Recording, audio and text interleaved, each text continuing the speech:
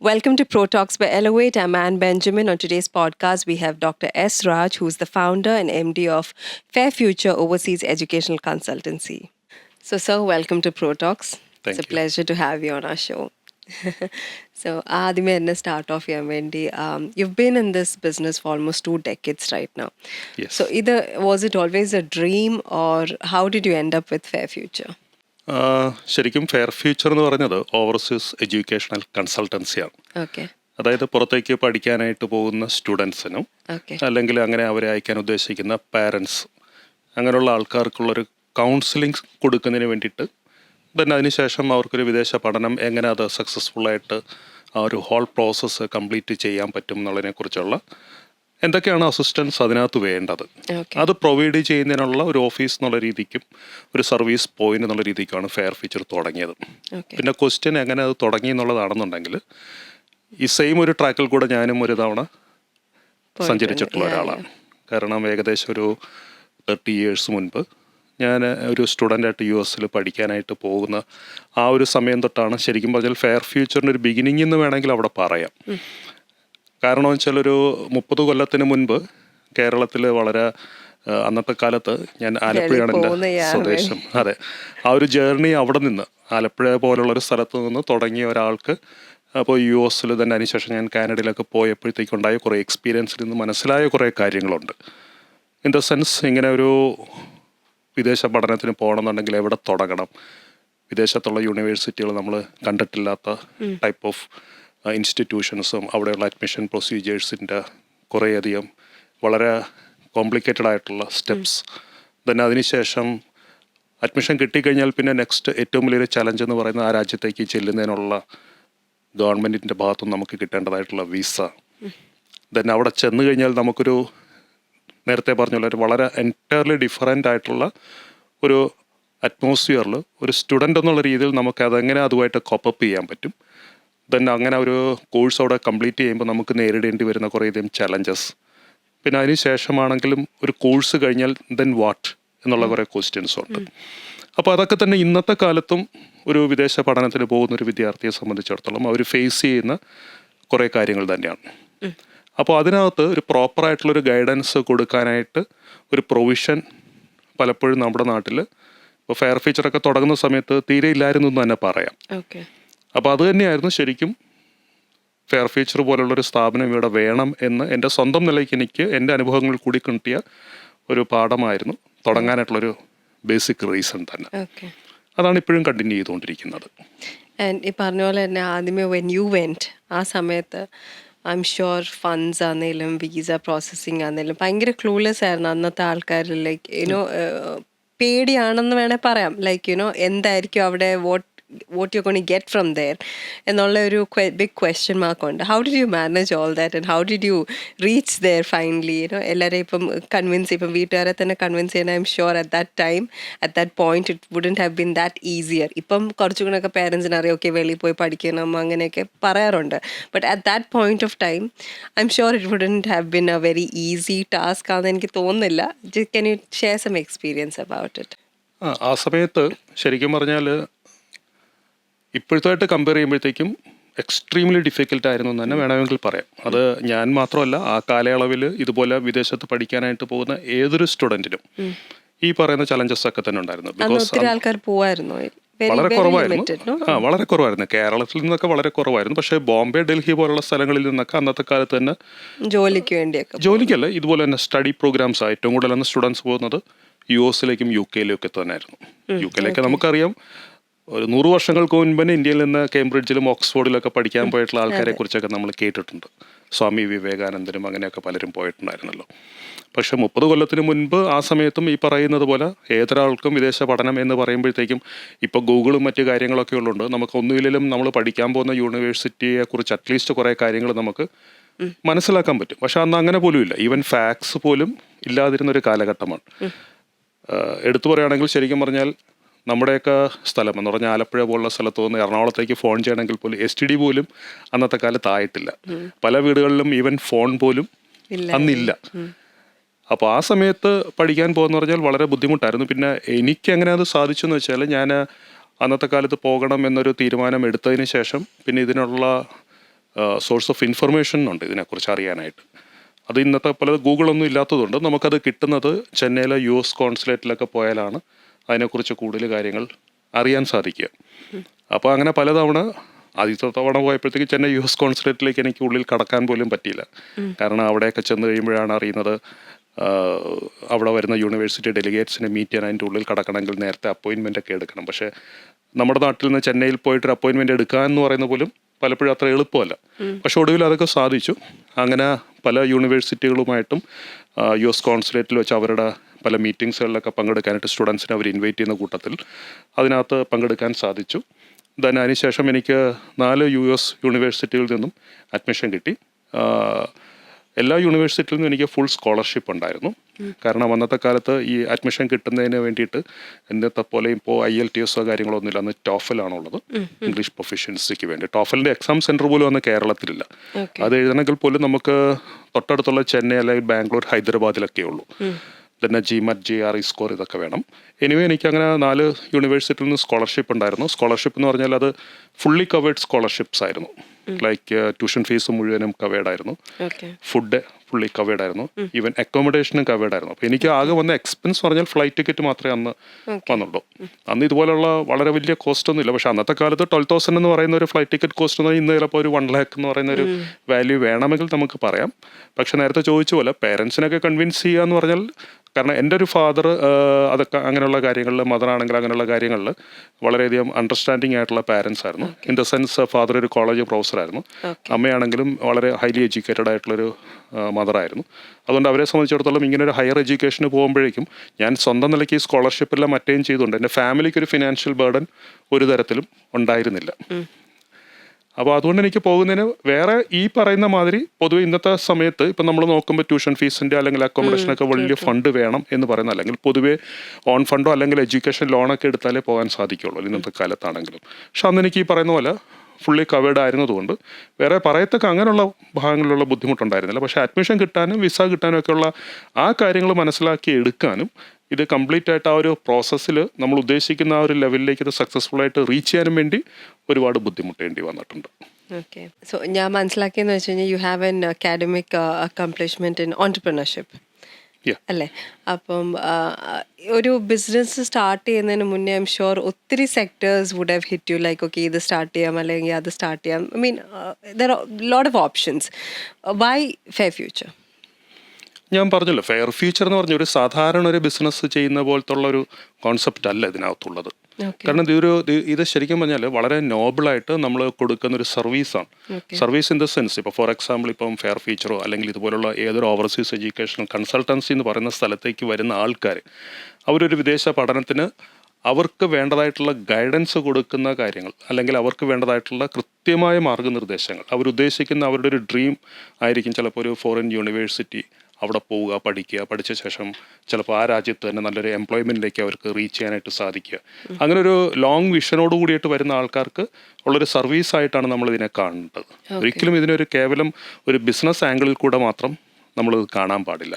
പക്ഷേ ഒബിയസ്ലി നമ്മളങ്ങനെ ഒരു നല്ല സർവീസ് കൊടുക്കുമ്പോൾ അതിൻ്റെ ക്വാളിറ്റി വളരെ നല്ലതാണെന്ന് മനസ്സിലാക്കിയിട്ട് കൂടുതൽ നമ്മളെ അപ്രോച്ച് ചെയ്യും. അങ്ങനെ വരുമ്പോൾ നമ്മൾ അറിയാതെ തന്നെ നമ്മളുടെ ബിസിനസ് വളരെ വലിയൊരു ലെവലിലേക്ക് അത് റീച്ച് ചെയ്യുന്നതാണ്. അല്ലാതെ ഞാനൊരിക്കലും ഇതിനൊരു ബിസിനസ്സായിട്ട് കണ്ടുകൊണ്ട് അങ്ങനെ കുറേ ഏൺ ചെയ്യാം. കാരണം ഏതൊരു ബിസിനസ്സിനും അൾട്ടിമേറ്റ്ലി നമ്മളുടെ ബിസിനസ് തുടങ്ങുന്ന ആൾക്കാരുടെ ഉദ്ദേശം പലപ്പോഴും ഫിനാൻഷ്യൽ ഗെയിൻ ആയിരിക്കും. പക്ഷെ ഞാനൊരിക്കലും ഒരു ഫിനാൻഷ്യൽ ഗെയിൻ ഉദ്ദേശിച്ചോ കണ്ടുകൊണ്ടോ അല്ല ഫെയർ ഫ്യൂച്ചർ തുടങ്ങിയത്. പകരം വിദേശത്തേക്ക് പഠിക്കാനായിട്ട് പോകുന്ന സ്റ്റുഡൻസിന് പ്രോപ്പറായിട്ടുള്ള ഗൈഡൻസ് കൊടുക്കുക, എൻ്റെ സ്വന്തം അനുഭവങ്ങൾ കൂടി അതിനകത്ത് ഉപയോഗിക്കാനായിട്ട് സാധിക്കുക. കാരണം ഇങ്ങനൊരു വിദേശ പഠനത്തിന് പോകുന്ന വിദ്യാർത്ഥി ഈ 30 വർഷത്തിൻ്റെ കാര്യം മാറ്റിവെക്കാം, ഇപ്പോഴത്തെ കാലത്തിലാണെങ്കിലും ഒരുപാട് ചലഞ്ചസ് അവർക്ക് നേരിടേണ്ടി വരും. അപ്പോൾ അവർക്ക് അത് വളരെ നല്ല രീതിയിൽ നമുക്കത് ചെയ്തു കൊടുക്കാൻ സാധിക്കുകയാണെന്നുണ്ടെങ്കിൽ അതാണ് ഏറ്റവും നല്ലൊരു നോബൽ സർവീസിൻ്റെ ഒരു പോയിന്റ് എന്ന് പറഞ്ഞാൽ ആ എങ്കിൽ കണ്ടുകൊണ്ടാണ് ഞങ്ങളിത് തുടങ്ങിയത്. പക്ഷേ അത് വളരെ നല്ല രീതിയിൽ ചെയ്യുന്നതുകൊണ്ടായിരിക്കാം ഏകദേശം 100,000-ൽ പരം കുട്ടികൾക്ക് നമുക്ക് ആ ഗൈഡൻസ് കൊടുക്കാൻ പറ്റി. ഈ 20 years ആയിട്ടും ഇപ്പോഴും ഞങ്ങൾക്ക് ഓരോ ദിവസവും ചെയ്യാനുള്ള വർക്ക് ലോഡ് കൂടിക്കൊണ്ടിരിക്കുകയാണ്. ദാറ്റ് മീൻസ് കൂടുതൽ ആൾക്കാർ വന്നുകൊണ്ടിരിക്കുന്നു എന്നുള്ളതാണ്. ആൻഡ് വെരി ഇൻട്രസ്റ്റിംഗ് ആയിട്ടുള്ള ഒരു ഫാക്ടറാണ് ദാറ്റ് ഫെയർ ഫ്യൂച്ചർ എന്നുള്ള ഒരു പേര് തന്നെ. Everybody I think all the സ്റ്റുഡൻസിനെ അവരുടെ ഒരു സൈഡിൽ നിന്ന് നോക്കുമ്പോൾ I think everybody wants a fair future. How did you come about this, ഈ ഒരു പേര് ഫോർ ദി ബിസിനസ്? ഞാൻ US മാർക്കറ്റിങ്ങിൻ്റെയും മറ്റു കാര്യങ്ങളും പഠിച്ച സമയത്ത് മനസ്സിലാക്കിയൊരു കാര്യം എന്ന് പറഞ്ഞു കഴിഞ്ഞാൽ, അവിടെ പല സക്സസ്ഫുൾ ആയിട്ടുള്ള ബിസിനസ്സുകൾക്കും ആ പേര് കേൾക്കുമ്പോൾ തന്നെ ആ പെർട്ടിക്കുലർ പ്രോഡക്റ്റ് ഉപയോഗിക്കാൻ ഉദ്ദേശിക്കുന്ന ആൾക്കാർക്ക് അത് റിലേറ്റ് ചെയ്യാൻ പറ്റുന്ന രീതിയിലുള്ളൊരു നെയിം അതിനകത്ത് വരണം എന്നുള്ളത് പലപ്പോഴും ഒരു ബിസിനസ്സിൻ്റെ ഒരു ബാലപാഠങ്ങളിൽ വരുന്നൊരു കാര്യമായിട്ട് മനസ്സിലാക്കാൻ സാധിച്ചിട്ടുണ്ട്. അപ്പോൾ അത് പ്രകാരം ഈ ഒരു സർവീസ് എന്ന് പറയുന്നത്, അല്ലെങ്കിൽ കുട്ടികൾ വിദേശ പഠനത്തിന് പോകാൻ ഉദ്ദേശിക്കുന്നവരോ അല്ലെങ്കിൽ അയക്കാൻ ഉദ്ദേശിക്കുന്ന പേരൻസോ, ബേസിക്കലി അവരുടെ താല്പര്യം എന്ന് പറയുന്നത് വളരെ നല്ലൊരു ഫ്യൂച്ചറിലേക്ക് ഈ കുട്ടികളെ എത്തിക്കുക, അല്ലെങ്കിൽ എനിക്ക് നല്ലൊരു യൂണിവേഴ്സിറ്റി പഠിക്കാൻ സാധിച്ചതിൽ കൂടി നല്ലൊരു കരിയറിൽ എനിക്ക് വരാൻ സാധിക്കുക, അങ്ങനെ എൻ്റെ ജീവിതം വളരെ നല്ലൊരു ലെവലിലേക്ക് കൊണ്ടുവരിക എന്നുള്ളതാണ്. അപ്പോൾ അതിനകത്ത് വരുന്നൊരു ഫെയർ ആയിട്ടുള്ളൊരു ഉദ്ദേശം തന്നെയാണ്. അപ്പോൾ ഫെയർ ആയിട്ടുള്ളൊരു ഫ്യൂച്ചറിന് വേണ്ടിയിട്ട് ഉള്ള ആളുകൾക്കുള്ള ഒരു കോണ്ടാക്ട് പോയിന്റ് ആയിട്ട് വരുന്ന ഒരു സർവീസ് ആണെങ്കിൽ അതിന് പറ്റുന്നൊരു പേര് വേണമെന്ന് പലതവണ ആലോചിച്ചിട്ടാണ് ഒടുവിൽ ഫെയർ ഫ്യൂച്ചർ എന്നുള്ളൊരു പേരിലേക്ക് എത്തിച്ചേർന്നത്. So tell us something about your family. How are they involved in this business? ഇപ്പം ഞങ്ങളുടെ സ്ഥാപനത്തിൽ വളരെയധികം സ്റ്റാഫുണ്ട്. ഇപ്പം 5 ഓഫീസുണ്ട്, ഇന്ത്യയിൽ ഓഫീസുണ്ട്, ദുബായിൽ ഓഫീസുണ്ട്. പക്ഷേ ഇതെല്ലാം തന്നെ റൺ ചെയ്യുന്നത് ഞങ്ങളുടെ സ്റ്റാഫിൻ്റെ എല്ലാവരുടെയും ഒരു ഫുൾ ഡെഡിക്കേഷനോട് കൂടിയിട്ടാണ്.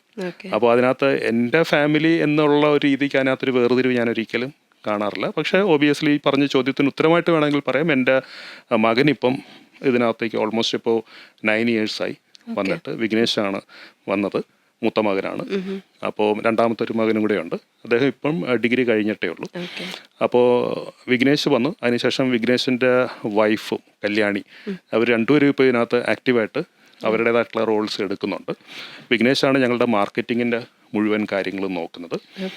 കല്യാണി, വിഘ്നേഷിൻ്റെ വൈഫ്, ഈവൻസിൻ്റെ കാര്യങ്ങളും മറ്റും കോർഡിനേറ്റ് ചെയ്യുന്നത് ഇപ്പം കല്യാണിയാണ്. ദെൻ അതോടൊപ്പം തന്നെ ഞങ്ങളുടെ CEO, അപ്പോൾ ഞങ്ങളുടെ ഫാമിലി എന്ന് പറയുന്നതിനകത്തൊരു പാർട്ട് CEO എന്ന് പറഞ്ഞ ലിഡിയ എന്നാണ് CEOയുടെ പേര്.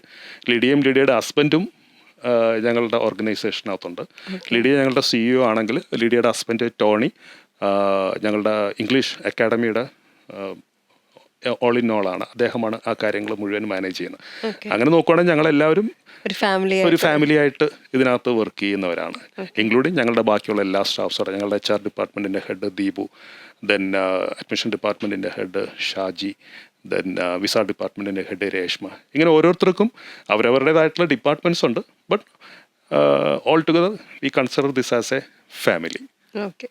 So apart from your fair future, we also understood that you have an interest towards cars. Okay. And then just saw your car key, and I was like, okay, nice. Okay. So you have like a fleet of luxury cars in the Varayam.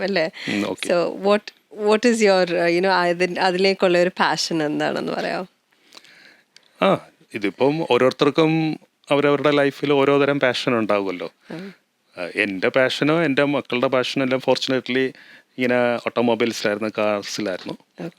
അപ്പോൾ ഒരു സമയത്ത് നമ്മളിങ്ങനെയുള്ള കാറുകളൊക്കെ പലപ്പോഴും റോഡിൽ കൂടെ പോകുമ്പോൾ ഇങ്ങനെ വളരെ ആഗ്രഹത്തോടെ അതിനെ നോക്കിയിട്ടുണ്ട്. പിന്നീട് ഒരു സമയം വന്നപ്പോൾ ദൈവാനുഗ്രഹത്താൽ അങ്ങനെയുള്ള കാര്യങ്ങൾ നമുക്ക് സ്വന്തം നിലയ്ക്ക് അക്വയർ ചെയ്യാനായിട്ട് സാധിച്ചു. അങ്ങനെ ഓരോന്നോരോന്നായിട്ട് വാങ്ങി. പക്ഷേ വാങ്ങിയതൊന്നും തന്നെ ഞങ്ങൾ പിന്നെ ഡിസ്പോസ് ചെയ്തില്ല. കാരണം ഓരോ മേടിച്ച കാറിനോട് നമുക്ക് അത്രമാത്രം ഒരു അഫെക്ഷൻ ഉള്ളതുകൊണ്ടായിരിക്കാം നമുക്ക് കൊടുക്കാനായിട്ട് തോന്നിയിട്ടില്ല. അപ്പോൾ അത് ഉള്ളപ്പോൾ തന്നെ വീണ്ടും ഒരു പുതിയ മോഡൽ പലതും വരുമ്പോഴത്തേക്കും അത് കാണുമ്പോൾ അത് വേണമെന്ന് ആഗ്രഹം തോന്നും. ഫോർച്ചുനേറ്റ്ലി അത് മേടിക്കാനായിട്ടുള്ളൊരു സാഹചര്യവും ഉള്ളതുകൊണ്ട് അതെല്ലാം അങ്ങനെ കൂടി എന്നുള്ളതാണ്. And any other hobbies that you have? ഇല്ല, പ്രത്യേകിച്ച് അങ്ങനെയൊന്നും ഇല്ല. ഹോബീസ് എന്ന് പറയാനുണ്ട്. ഇപ്പോൾ ഈ പറയുന്ന പോലെ ഞങ്ങളുടെ ഏറ്റവും വലിയ പാഷൻ ഞങ്ങളുടെ ഈ പറയുന്ന ഫെയർ ഫ്യൂച്ചർ തന്നെയാണ്. മുഴുവൻ സമയം മിക്കവാറും അതിലൊക്കെ തന്നെ എൻഗേജ്ഡ് ആയിരിക്കും. പിന്നെ ബാക്കിയുള്ള സമയം ചിലപ്പം മ്യൂസിക് കേൾക്കുകയോ സിനിമ കാണുകയൊക്കെയാണ്. പിന്നെ ഞങ്ങൾ ട്രാവൽ ചെയ്യും, ഒരുപാട് ട്രാവൽ ചെയ്യാറുണ്ട്.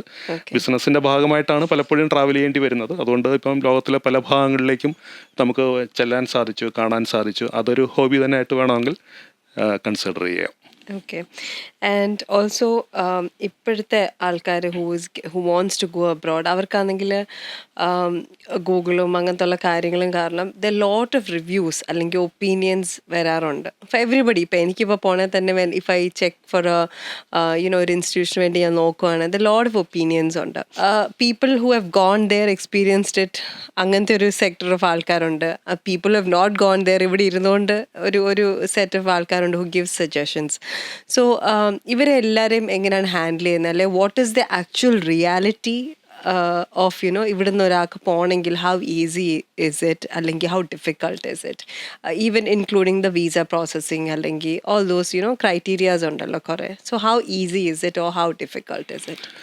ഇത് നല്ല രീതിയിലുള്ളൊരു ഗൈഡൻസ് ഇക്കാര്യത്തിൽ കൊടുക്കുകയാണെന്നുണ്ടെങ്കിൽ ഈ പറയത്തക്ക വലിയ പ്രയാസമില്ലാത്ത കാര്യങ്ങൾ നമുക്ക് അഡ്മിനിസ്റ്റർ ചെയ്യാൻ പറ്റും.